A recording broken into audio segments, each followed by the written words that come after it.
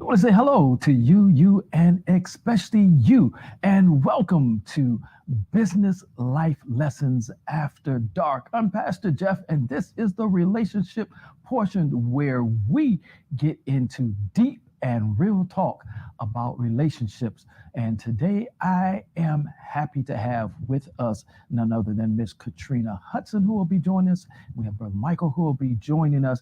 And this is all made possible by none other than the GW3 headed and the founder, Miss Renee Noor. And so, without further ado, with so much going on this week, we already know the tough stuff.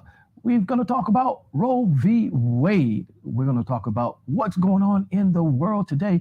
We may even talk about relationships and the so called, Pastor Jeff said, the so called upcoming recession and how does that affect relationships. And so with that, we're going to go ahead and bring up our first guest for today, which is going to be Miss Katrina Hudson. We're also going to talk about the conversation that the men had on this past Tom Ford Fridays. And I think that was a wonderful and a great conversation. Welcome, Miss Katrina Hudson, to Life Lessons, Business Life Lessons After Dark. How are you? I am well. Thank you for asking. How about yourself? I am super wonderful on this winning Wednesday. Go ahead, Miss Katrina, and tell our guests just a little bit about who you are. Sure. Well, I am an author. Um, Wrote my first book as a coalition book, and now I'm getting ready to drop my new book. Should be coming out next month called Fighting to Become. Um, I am a minister, assistant pastor, assistant. I also minister to young women. I am a life coach as well. I do work on the radio station WMBM under the direction of my bishop, as of course. And I've worked on some plays and also fashion shows. Wonderful. See, we have something in common. Pastor Jeff has been around the block a little bit, and I also used to be an employee of WMBM there in beautiful, hot Miami, Yeah. Florida. Looks like I've got some pay stubs somewhere because I need to declutter. I might need to get rid of those things.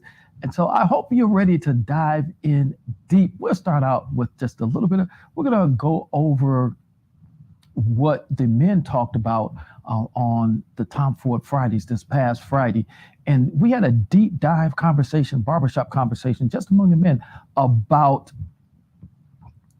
divine masculine energy and divine feminine energy and how we need both.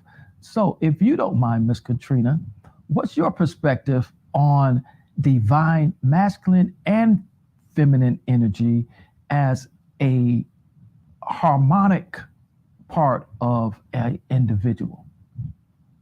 Well, I think it is both needed. I just think that both men and women, just need to know how to balance it. Um, One thing that I haven't mentioned that you don't know about me is that I used to be a correctional officer.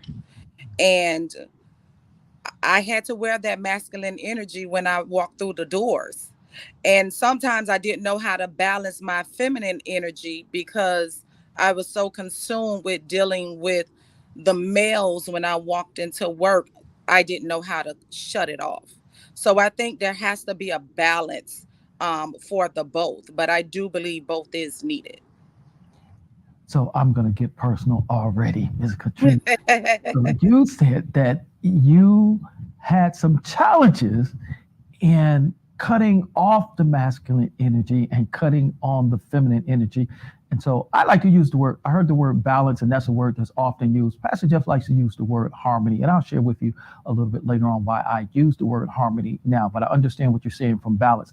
So, with that being said, was it a challenge in your personal relationships with the opposite sex of not cutting off the masculine energy from work? Actually, it wasn't. The issue came in with shutting it off is with my family. Is when I came in from work. My sister at the time was living with me with her then two children, and then I had my children. And I would come home and I would still be wearing the masculine energy. And then she would let me know, listen, we're not your inmates. So I had to learn how to go in and shut it off because it allowed me to recognize that I was wearing that on my shoulder and I was not being fair to my family when I came home. So did it show up at all in your relationships outside of the It family, in the romantic relationship? it actually did not. I knew how to play my role and not be masculine to the person that I was actually involved with. So I didn't allow it to enter into my relationship with whomever I was in a relationship with. Okay. How about male feminine divine energy? When that shows up, is that something that is a turnoff for you? Is that something that's difficult to deal with? Because we know the stereotypes, but for the most part, men are taught to be tough. Men are taught not to uh, dive into their emotions, to control their emotions. That I grew up hearing that men don't cry. Although I'm a crier, I'm just going to tell you right off the bat. I go to a good movie, it will touch me because I'm an empath, and tears will come out of these eyes. And so, how does that, from your perspective, affect a relationship when that man is in touch with his feminine energy, but he's a man's? Well, I actually used to tell my son men don't cry because that's what I was taught. I didn't see it in my own father because he was very strong headed. And the way that I grew up in the household with him, it wasn't the best. And so, whenever I was in a relationship and I was able to see a man that was caring, one that showed some emotion, I didn't mind them stepping into that feminine energy because it allowed me to see that um, they had a heart. It allowed me to see that they actually knew how to tap in to my feelings and where I was and what I needed.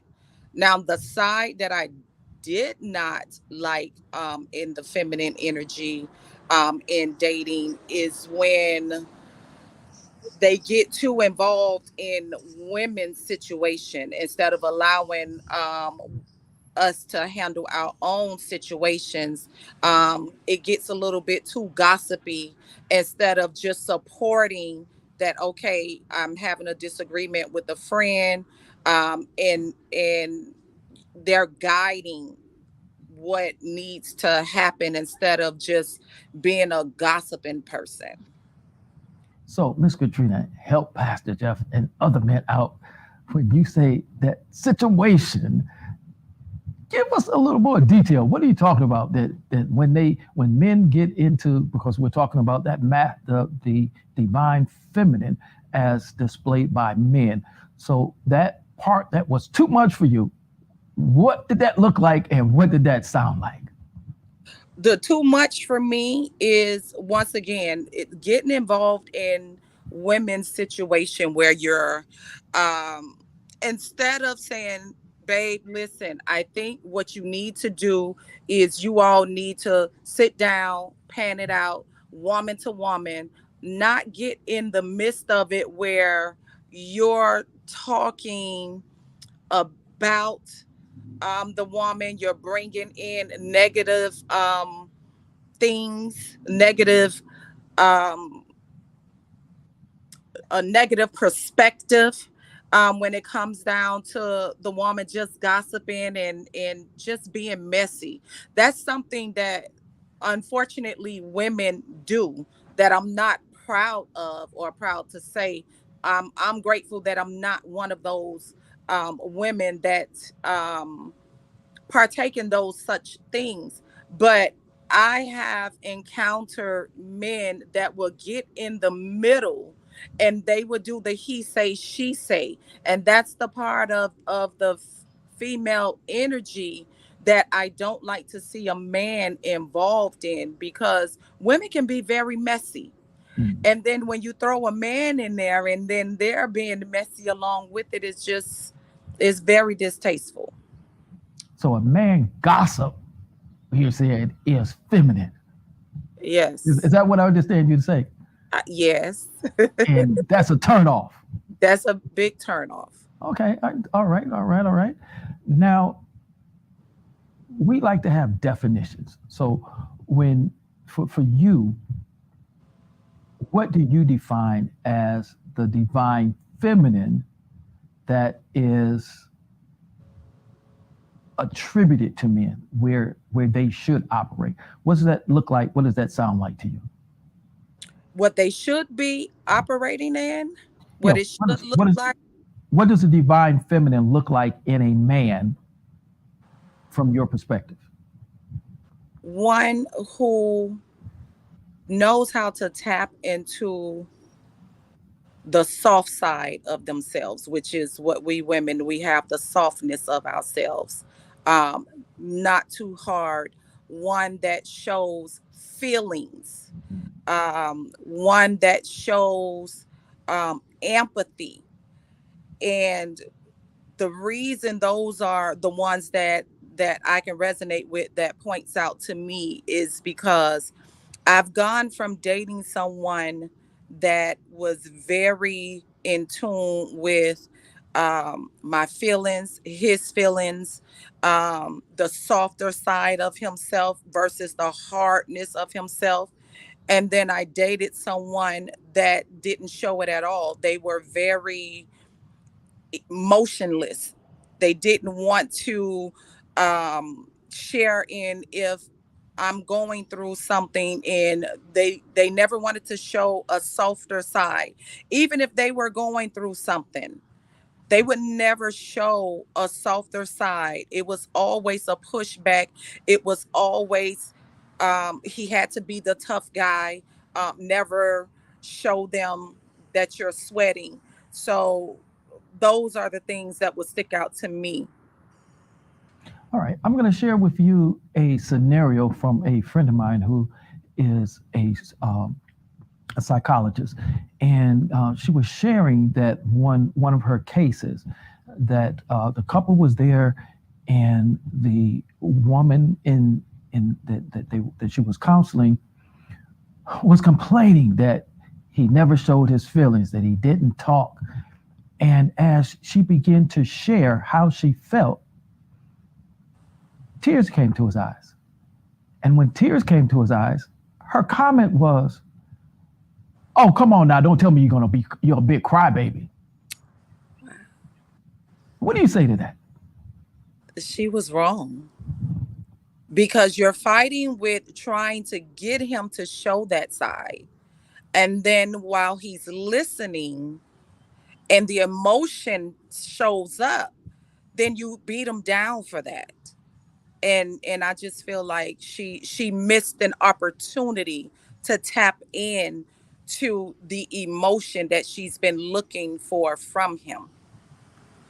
The reason I brought that up is that that's not an unusual case. As I do this work, I hear the same thing, is that a woman will desire for her man to be emotionally intelligent. She would desire for him to talk to her and share his feelings. And as you said, as we men probably don't like the term soft, but as you said, the softer side of himself, or I would say the emotional side of himself. But then once he does, because of the way that she's been cultured, the way that she's been raised, the way her belief system is now, that's a sign of weakness. And what happens is, for most men, I can't speak for all men, but for most men, he came out of his cave and you send him right back in and he may never come back out. What do you think about Absolutely. that? I totally agree. I really feel as though most women can be very harsh. They can be very cutthroat. And then there is where we sometimes lose a lot of our men. And then when those men get out of those, if some of those men get out of those relationships and now they encounter someone else, now someone else is dealing with a man that has gone through something with someone else. And now they don't want to be able to open up again and show that emotion to the next person. And it's a disjustice. It really, really is. Um, because there has been many of conversations, especially ones that I've heard of, not 100% been actively engaged in, but scenarios that I have been able to hear where women degrading men and calling them soft and calling them out their name. But then I also hear men in return say, this is why we don't open up.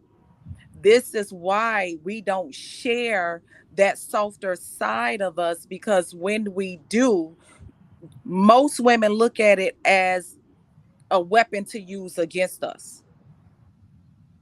That's And how and I can see that. that's how a lot of men feel. Now, you said your book that's about to be released is Fighting to Become.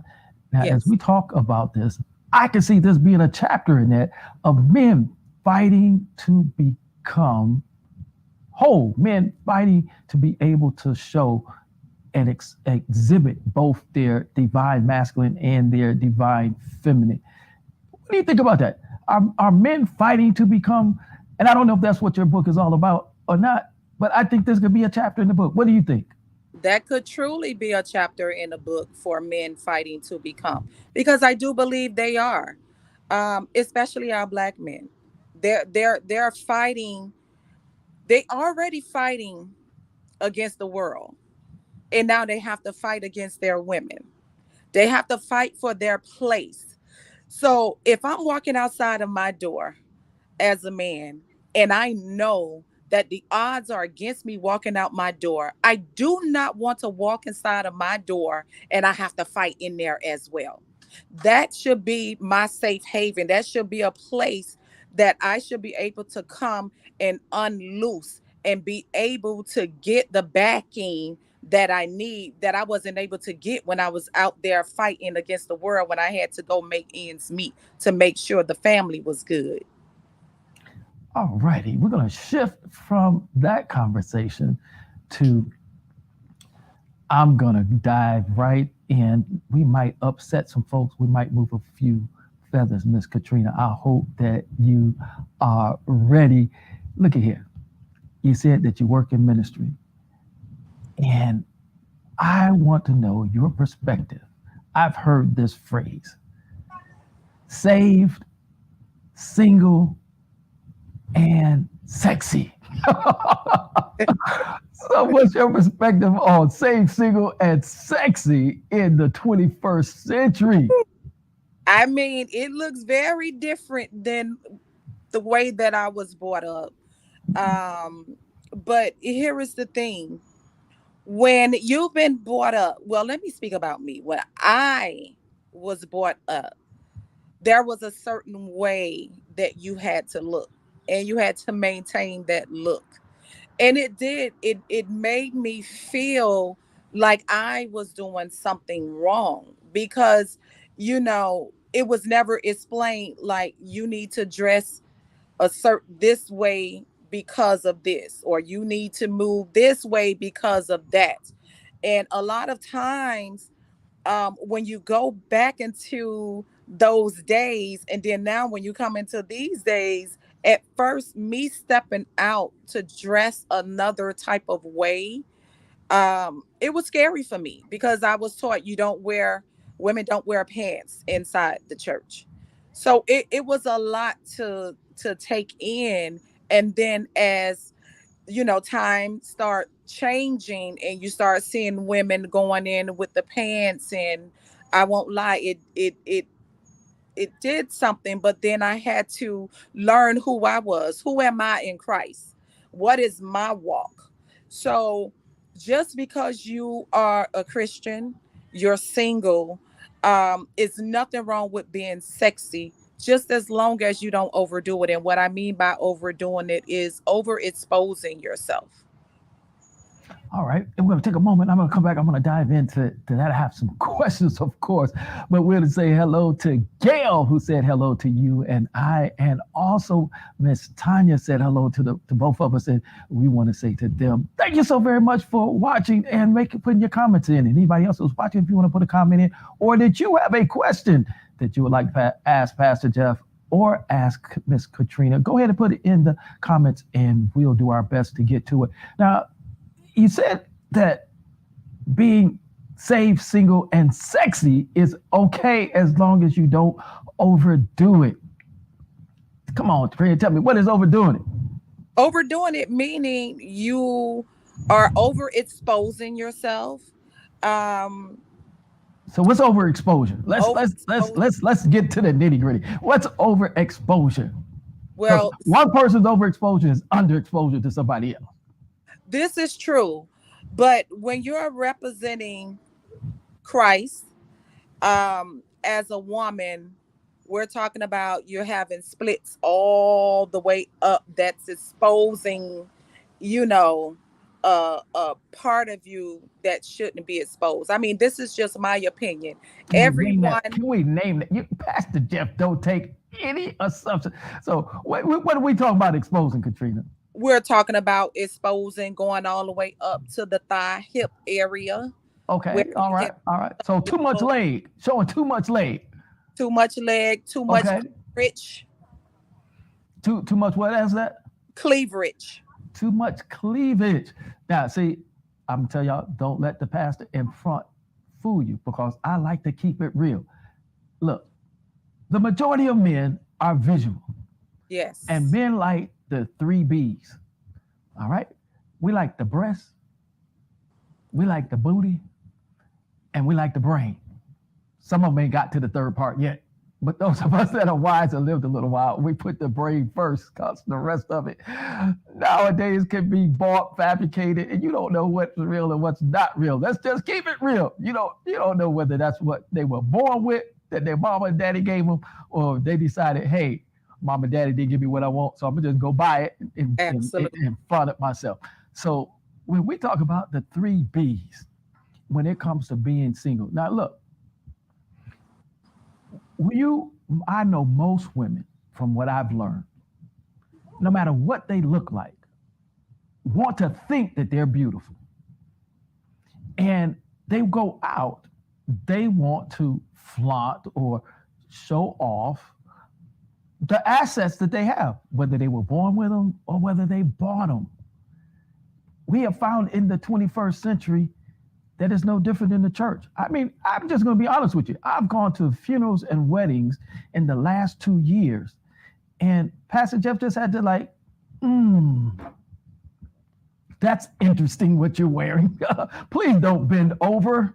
All right. At the funeral and at the weddings. And so, I mean, obviously, I'm from a different generation, but help us out here.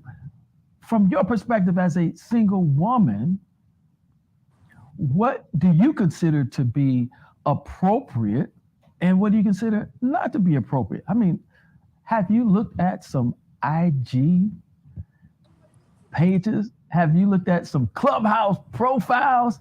And for some, they would say they're fine, but there's absolutely nothing left to the imagination. So, Katrina, what do you say? Pastor Jeff been talking a lot.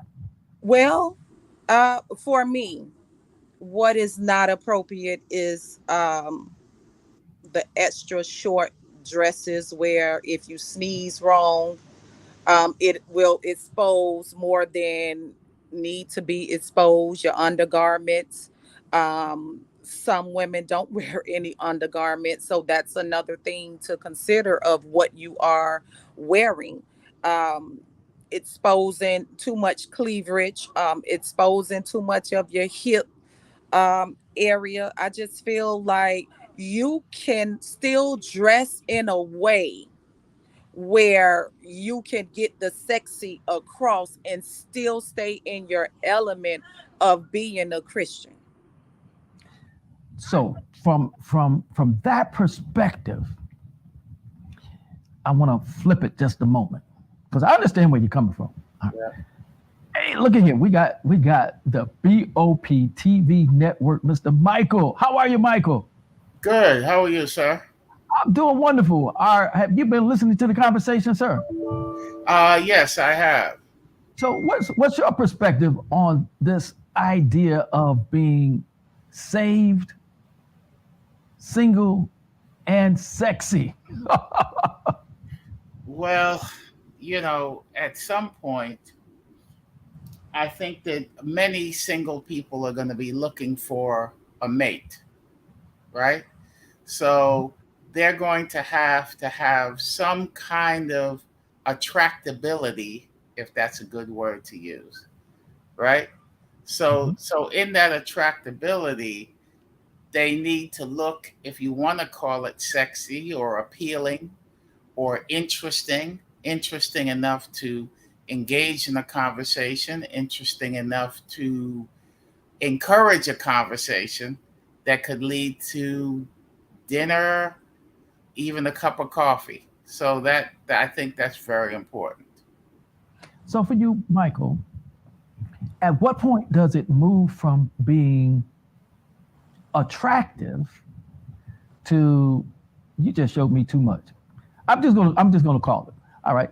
Well, I'll ask you first, and then I'm gonna call it. So, at what point does it move from being attractive or attractability? I think is the term that you use to it's okay. That's I'm not even gonna bother to ask you. I think that it depends. Some people are in relationships and they want all the comforts of modernness, right? All of the comforts of modernness. But at the same time, they want all the traditional things from 1960s and 1950s. And you really can't have both, right? You got to have really one or the other.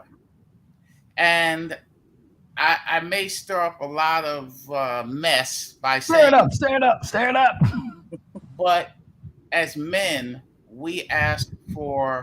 men ask for everything. They ask a woman, may I have your number? Can we go out to dinner?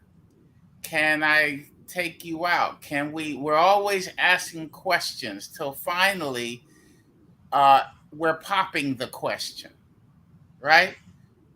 I think that in today's society, particularly for Black people, money is always an issue, and working together once you finally do get hitched or whatever you're going to do is crucial. So there needs to be more cooperation between Black men and Black women, right? And the traditional thing goes out the window because the average salary for most Black men in America is an unbelievable $31,200 a year. All right, Michael, I wanna pause there for a second because before we get to the salary, before we get to working together, right now we're just simply talking about even getting a date. And so my question was, you're going out and you see women dressed in different ways. At what point does it move past being attractive to I don't think I even want to ask you out for a date? What does that look like? There's a there is a look that men know, that my friends know, that we call a wifey look, right? Mm, Like you can hmm look at her mannerisms, her dress, the way she carries herself, and we can say, "Oh." That's a wifey right there. What does that look like, Michael? Um, I can give you a good description. Her nails are probably just trimmed nicely with no color on them, Mm-hmm. right? Her hair is natural hair Mm. because I've done several surveys on social media, and brothers prefer natural hair. Now, I'm not talking about what sisters prefer, right? Okay. I'm talking about what brothers prefer. They probably somewhere in the neighborhood of 96% prefer natural hair, right? So we, as men, we look for those things that our mothers, you follow what I'm saying? Like that motherly, I was raised by my grandmother and great grandmother in a really strong Southern traditional household, right? So if they didn't like a girl that I brought by the house, they'd say, "Don't bring that girl back here no more." I said, "Mo, what's wrong with her? She too fast. She looked too fast to me." All right. All right. All right. Okay? I So want to. I would say it's a conservative look in general, right? Okay, conservative look. Now I'm going to pause for a second. I'm going to come back to you. I want to bring Katrina in. Katrina, Yes. you heard what Michael said about the survey, and 90% of the men would prefer a woman with natural hair. Now, Pastor Jeff sitting up here thinking that there's some women that say, "Yes, I bought it. It's mine, and it was natural when I bought it, so I got natural hair." What do you say about the natural hair look, Miss Katrina?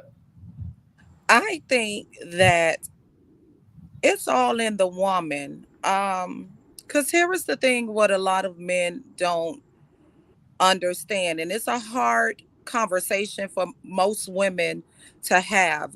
Sometimes when you see a lot of women that's wearing um weaves is because they have experienced some hair loss, and they're still wanting to be in a place of wanting to know that they're still attractive, afraid to show the real them in the beginning of a relationship because of being afraid that it might run the man away. And a lot of times, just like how some women are very judgmental of others, you have some men that are very judgmental because they're looking for something specific. They're looking sometimes for something that I feel in movies or a show you may see something because you're visual and you would love to have a woman to look that certain way, have those certain mannerisms, and it's not always our reality of this is who you're gonna get, because sometimes men and women they fall in love with the fantasy of wanting that person, but that's not who they're gonna really get. So when it comes down to the women that's all natural, I say, hey, go for it. Go and do your thing because I feel like it's beautiful. But even if they put in extensions, they're beautiful just as well. Thank you, Miss Katrina. Before I go back to Mr. Michael, I'm just gonna make this observation for myself. And again, at the season of life that I'm in, I've been around for a little while. And what I've come to realize is that not only do you have women who may be dealing with alopecia, you may have women who are dealing with cancer, you may have women dealing with other diseases to where it has caused their hair to fall out. And therefore, as you said, Miss Katrina, is that, and what I said, I believe every woman wants to be beautiful. Now, there's some women have some issues with self-esteem, some low self-esteem, but I think at the heart of it, I think it's an innate desire, and I don't know because I'm not a woman, but I think it's an innate desire that women want to be beautiful and to be desired. I know Maslow said that we all have a need to be wanted and to be loved. And I know for men in relationships, men don't want to be in a relationship with a woman that says, "I don't need a man." And so we want to be needed. I think that's a human desire. And with that being said, sometimes, all right, a woman will utilize weave or wig or whatever means she has to be able to give herself the appearance that she's comfortable with, and hopefully that someone will be comfortable with her. But we hear you, Michael. We're coming back to you so we can finish hearing what this wifey woman looks like. So we got number one is natural hair. Go ahead and finish, Michael, what you were saying. What does this woman look like? So one thing I wanted to say about the comment that was made, I having cancer, alopecia, the any kind of thing where it's necessary, right? Baldness for whatever reason, right? I when I speak, I don't speak about the needle. I speak about the haystack because everyone will find that one little thing. Oh, he does it, but he or she is not the haystack, right? So I being in the television and film industry, I'm around a lot of men. I'm around a lot of women, actors, actresses, right? Mhm. And in order to really peel the layers off of this onion, if you will, it's really really important to look at why this began in the first place, right? Why why do we have this look? Why does it exist? And my earliest understanding of this is 1958 or 59, which was the advent of the Barbie doll. The Barbie doll changed a lot of women's perspective as far as beauty and the aesthetics of beauty, because then there wasn't any black people hardly on TV, the movies, magazines. So your only thing as a standard of beauty was blonde hair, blue eyes, or blue eyes, right? And people that did not look like you. So over time, it created a situation of honoring people that don't look like you, and that's kind of a mental thing that has evolved over a long time. And if you remember, they were even stopping black women from coming to work with any kind of proud Africanish hairstyle, braids or twists or anything. They wanted the hair to look like their hair. So, Michael, with that being said, I absolutely understand exactly where you're coming from and have looked at some of the studies from that perspective. And we've made some headway because now we do have the Barbie dolls that represent other ethnicities and that have different represent different cultures, so that more little girls can play with a doll that's more representative of what they see on a daily basis or what their mother or the women in their life looks like. With that being said, going back to our original conversation, Oh, as I, we're I just wanted to make one quick point about that. That's an excellent point. If you remember, there have been several studies on something called the doll test, where they looked at people, at our children, the children we raised, or the children we're related to, and said, who is the smart child? Who's the beautiful child? Right? And people that look like us were pointing to people that look like them and saying, which doll would you like?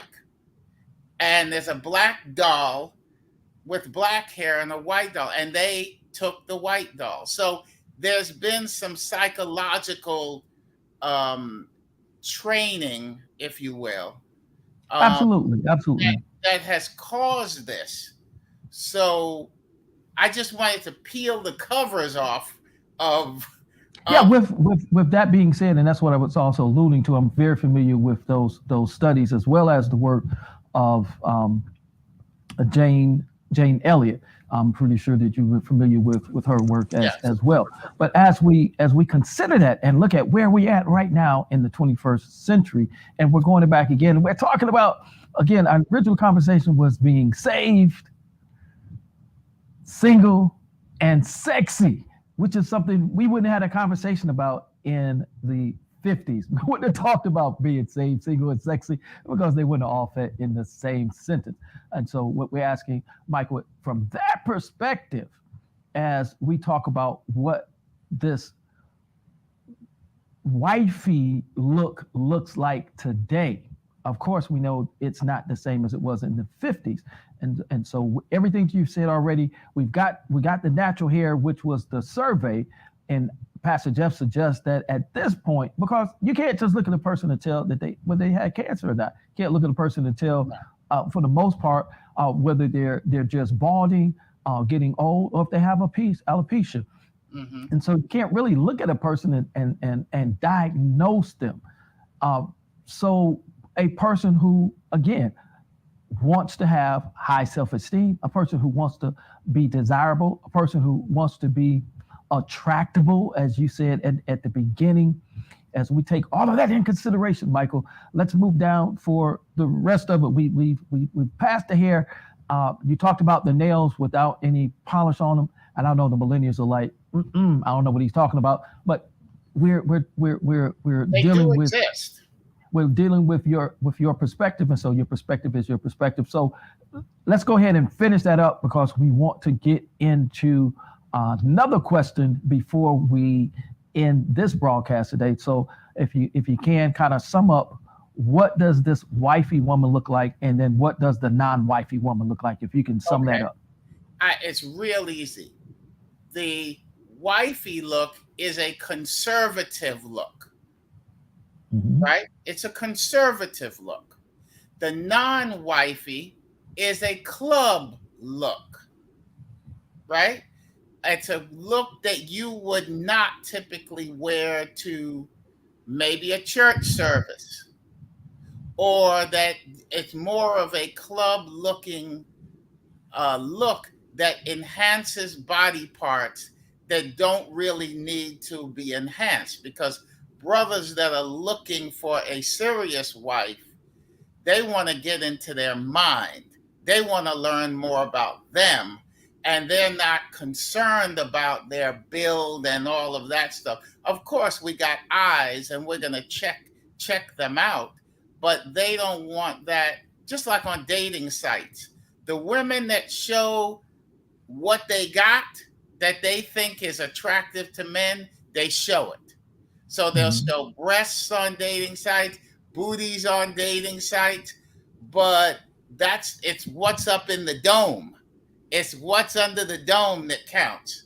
And for men that are looking for wives, not one night stands, yeah, I said it, not one Mhm. night stands, they're going to want to delve into the person's mind. Are they respectful? What are their beliefs? What are their thoughts on subjects? These things are important for possibly living a lifetime with a woman. So, Michael, I got this question, and hopefully Katrina join us back again because I really wanted to ask a question about the Roe v. Wade, and I would like to have her opinion since she is indeed a single woman.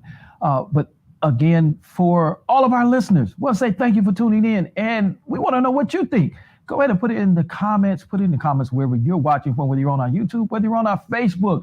What do you think is the wifey look? What do you think is the club look?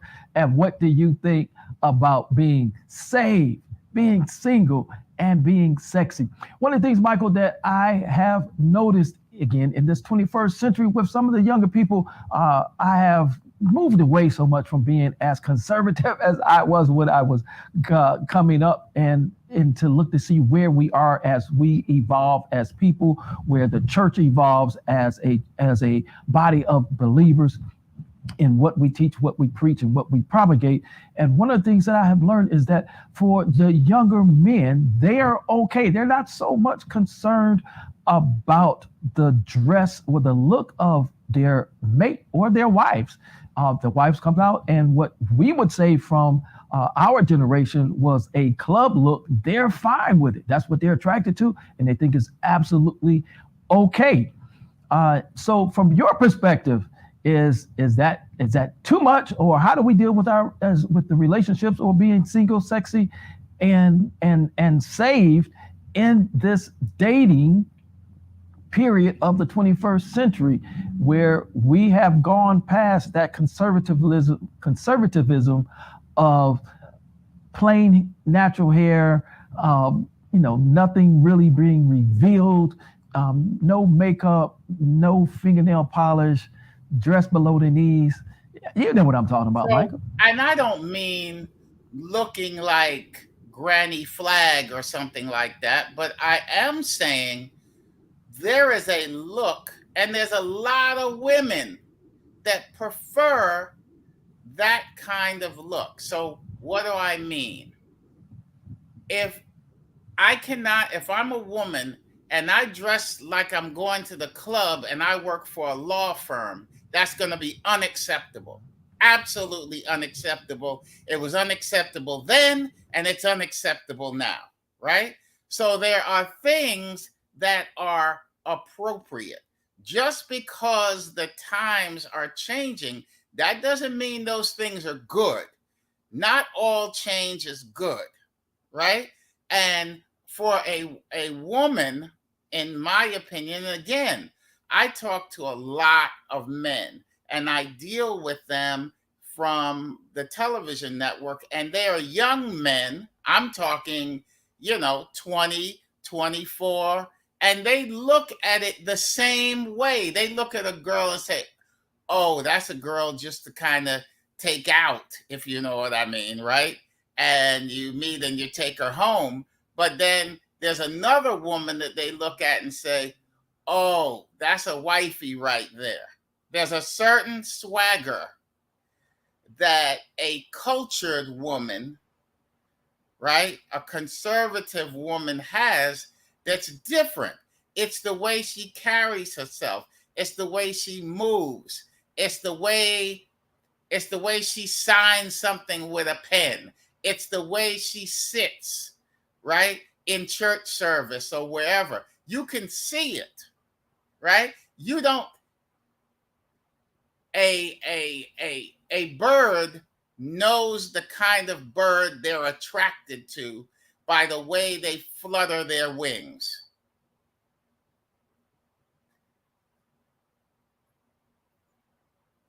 I don't hear you. I hear you. So for the woman now that says that we're in a new time, Pastor Jeff and Mr. Michael, we are in a time now that women are speaking up for their rights. Women are standing up. We're no longer going to be barefoot, pregnant, and in the kitchen cleaning the house and washing clothes. That we are being who we are. We're looking for our equality. And they said that, you know what? I can dress for the boardroom when I'm in the boardroom or when I'm in the courtroom. And then when I go out, I can go out freely and look and be proud of who I am. So my question is, for this perspective of, and it's a generality that men either put a woman in the category of a play toy or of a wife. That's a fact. That the majority of men, that's how we categorize it. What's our responsibility as men? Do we hold a responsibility of saying that what we are concerned with are the three B's, and so therefore women say, "Oh, that's what men are concerned with. Then that's what I'm going to show them."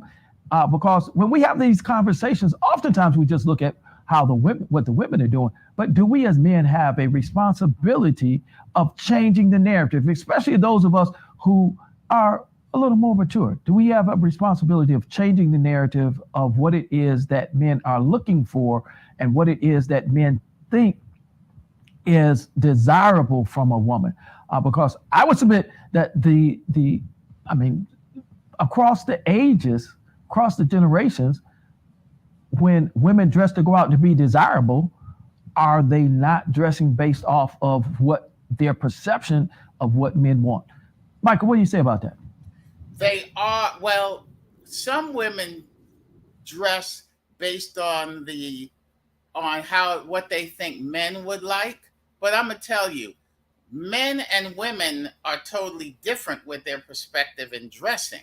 So men will just say, if I see you and I like your suit, I say, hey man, what's up? Hey, I like that suit, man. And you say, oh, thanks a lot, brother. I appreciate it. A woman could walk in a room and other women will say, well, she thinks she's something. What is she doing with those boots on? And what is, you follow what I'm saying? So it's a different kind of Absolutely. thing, right? Now, and I noticed the comment, classy never goes out of style. I totally agree with that, right? So it depends on your upbringing. It depends on your level of integrity. Integrity is everything. I always say that. It depends on that and how you want people to see you, right? What do you want the world to see in you when you walk down the street? What is the image that you are trying to convey? Women may say, oh, I'm dressing for me. I'm wearing my hair like that for me, not for men. But I look at Facebook all the time and I see the women posing, doing kissy faces, showing their flat stomachs and all that. They're not doing that for to each other. Most of them are not gay or whatever you'd call it, lesbian. They're doing that because they like the way they look and they want to see accolades given by men primarily. So, is And there anything wrong with that, Michael? not, if you trying to be a wife requires integrity, responsibility, all of those things, because that wife may be a mother soon if they're not one already. And we lead by example. So if we lead by example, then we have to show what we want our children to become. And so if we're hanging with friends, I don't have any friends that I know of that are heroin dealers or meth dealers, right? They are people involved in the arts and they're serious about it. And that's all I hang with. Even when I was a kid. If you weren't in music, I didn't even mess with you. You bring up a good point, Michael, and I want to use that as a transition point to go. I want to address the Roe v. Wade, and Ms. Katrina had to leave. And so, from your perspective as a man, I do have a couple of questions as relates to Roe v. Wade. But where do we draw the line between a individual's morality, a individual's expectations of what their preferences are to individualism and accepting people where they are, even though they might not fit into our definition? When we say classy, I would submit to you, I use that word as a pastor awful lot. I would submit that that word classy is like the word beauty. It's in the eye of the beholder. What one man say, I mean, from the 40s and the 50s, that man's idea of classy is no cleavage, no makeup, dress below the knees, no fingernail polish. That's what he would call classy. And it may be the majority in that era. Well, you bring that up to now, if you ask a 20-year-old what's classy, that man may say classy is a good look. Hair could be theirs or bought hair. Decent makeup, not overdone. A little bit of cleavage, or you may say, as long as they not just hanging out. You know, that may be his definition of classy. And I'm saying that from knowing some younger people who are married, who definitely the way that their wives dress that they're comfortable with is not the look of what men from my era say is classy. So having being exposed to that, where do we draw the line on what our expectations are, what our morals are, and what our definitions are to that of those who are expressing it? Well, my television network speaks primarily to people that want to learn about their history, their culture, and what we call there are woke black folks. They're awoke. They're aware. They're learning. They're positive. They have their hair in certain styles. They don't wear the. They're not overly made up. They don't do that because that is not the central focus of their mantra of what they're trying to do, right? They're trying to inject positive images, spirituality. They want to learn. They're like a giant sponge about everything that is them, right? And the woman that we're talking about to the left of that, they don't really care about that, right? That's a different woman that's probably, no, not probably, that's watching different programming, right? Like, what is it? Well, these sites where people are fighting and beating up each other and doing all of that, right? There's a different kind of person based on your experience, how you were raised, and your standards and all of that. So a man could look at a woman that's dressed like she's going out to the club and say, "Yeah, that's my wifey." Maybe she don't know how to cook, or maybe she don't want to cook. Now, if he's good with that, now for me, I want one that was in the kitchen watching grandma while she was learning, right? Because Absolutely. a smart woman knows that's an important part of it. Speaking on Roe versus Wade, um, many things are political and have absolutely nothing to do with integrity, right? It's a bunch of politicians trying to inject their particular formula, right? Or way that they're trying to be. So when we talk about conservatives, right? Which is interesting because conservatives do more crimes and are found in more compromising positions than many liberals. They're found in places they shouldn't be, doing things they shouldn't be doing, right? So Michael, so let me cut in for just a second there. The question that I would like to ask, outside of the realm of religion, outside of the realm of politics, is this. We know that there are people on both sides of the fence of the issue. How do we, as men, support women now after the decision has been made? How do we as men support them, regardless to what their position is? How do we support them? That's what my I question is. I don't believe that um, the overturning of Roe versus Wade, it is not going to last long. I'm very sorry, but there's too many women that feel passionate about this thing, right? And my position personally is I think a woman has a choice on what she wants to do. Now, some people may not like that. They may have a more conservative perspective of it, but I think that truly it's a woman's body, it's a woman's choice.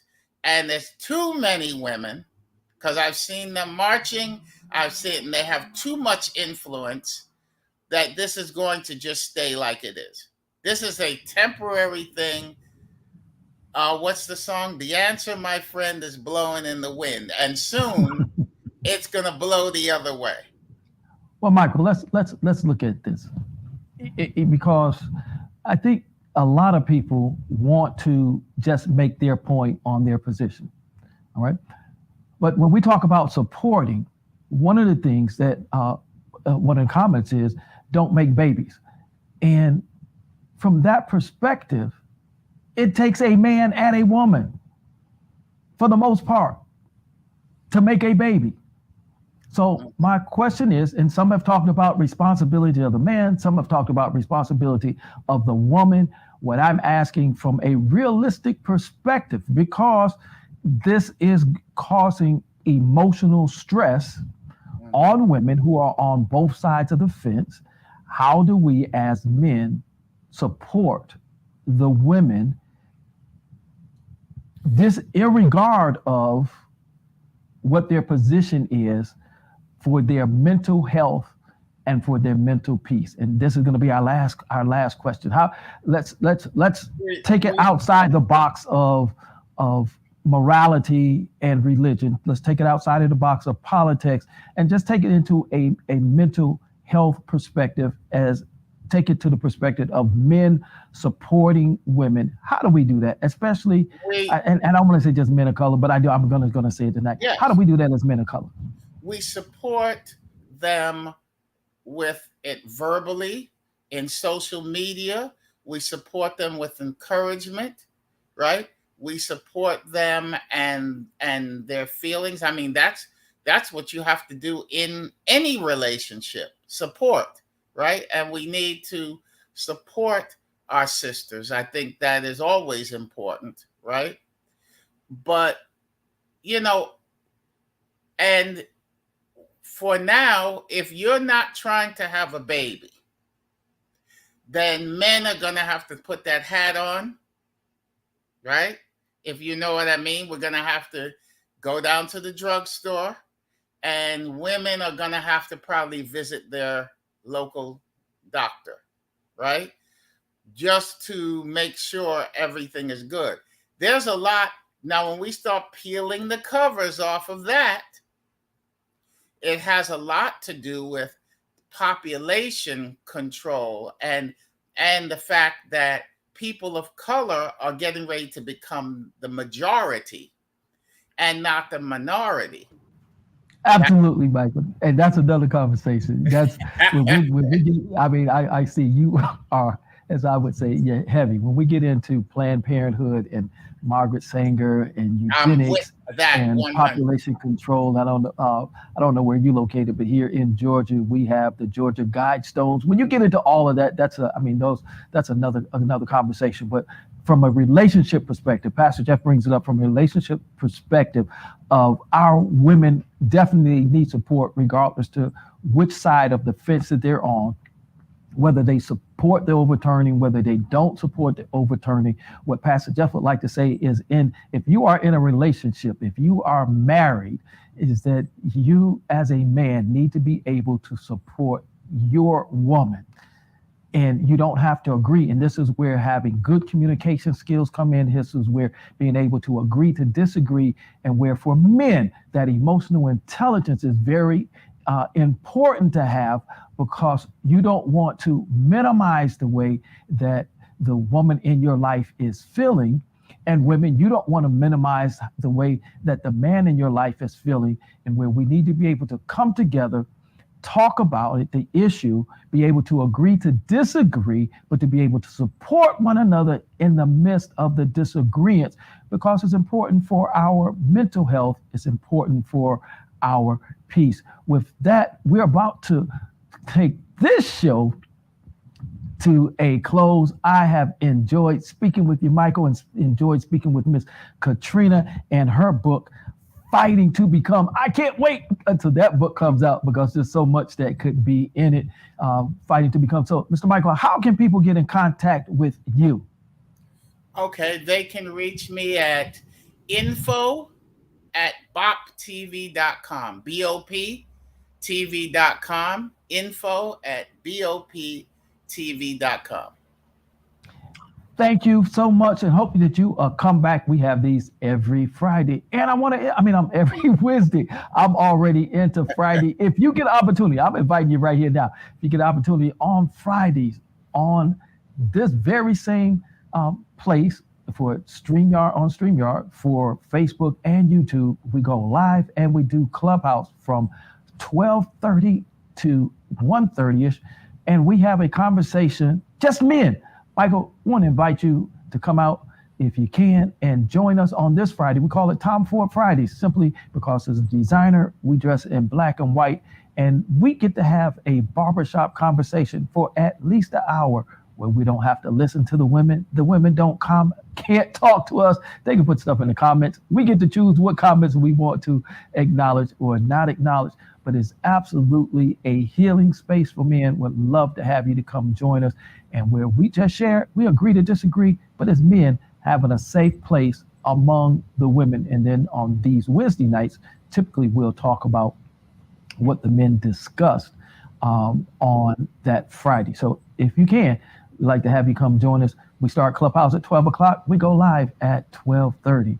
And for you, ma'am, for you, sir, you have been in the Business Life Lessons After Dark. I'm Pastor Jeff, your host, and this is brought to you by the GW3, none other than Renee Noor herself, who has made this possible. We want you to know that all the opinions of our guests are the opinions of the guest only and do not represent the opinions of Renee Noor, GW3, or the Global Women Wealth Warriors, and therefore we are just chopping it up. Well, until the next time, we want to say thank you. Tune in this Friday at 12:30, right here at the same place where the men will be having that barbershop conversation. And if you want to join us, just contact myself or Renee Noor. With that, look at here. You go out and you have a super fantastic rest of your week.